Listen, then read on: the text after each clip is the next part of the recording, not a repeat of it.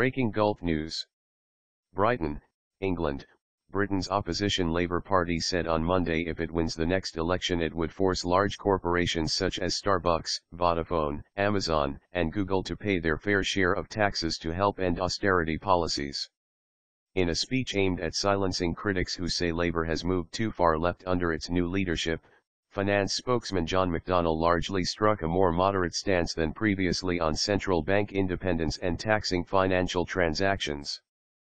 But he said the party, led by veteran lawmaker Jeremy Corbyn, would be aggressive in balancing the books, ensuring spending cuts do not hit middle or low earners while attacking the corporate welfare system of tax incentives for companies. Labour's plan to balance the books will be aggressive, he told his party's four-day annual conference in the southern city of Brighton. We will force people like Starbucks, Vodafone, Amazon, and Google and all the others to pay their fair share of taxes, said McDonnell, a hard-left former trade unionist who has in the past advocated renationalising banks and imposing wealth taxes. His comments, which received a loud round of applause, would mean taking on some of the biggest global corporations and could worry business leaders who see Labour under Corbyn as a threat to the economy. Labour was soundly defeated in the last parliamentary election in May after most voters backed the ruling Conservatives as the most trusted party to run the economy.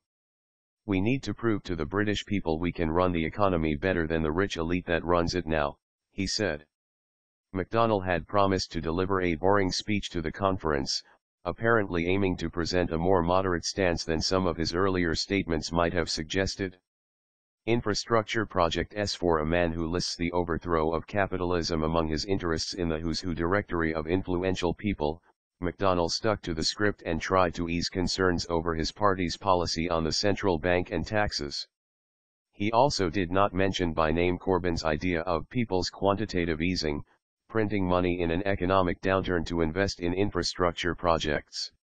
Some economists have supported the idea, saying it could help boost public investment, while others, including the central bank governor Mark Carney, have warned about changes to policy that could spur inflation.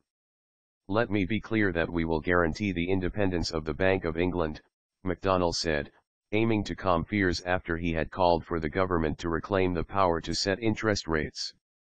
He said Labour would consider expanding its inflation-targeting mandate to include economic growth, employment, and earnings, in what would be the first such change in 18 years at the BO. If elected in the next vote due in 2020, Labour would also launch a consultation on introducing the so-called Tobin tax, which would tax financial transactions, but would only act if there was consensus on the idea, he said. McDonnell gave few firm details of his policies, but said he would concentrate on the general goal of spurring growth to end austerity policies which he said were punishing the most vulnerable and the poorest in Britain. Austerity is not an economic necessity, it's a political choice, he said, taking aim at the Conservatives who he accused of representing only the top 1% of Britain's population.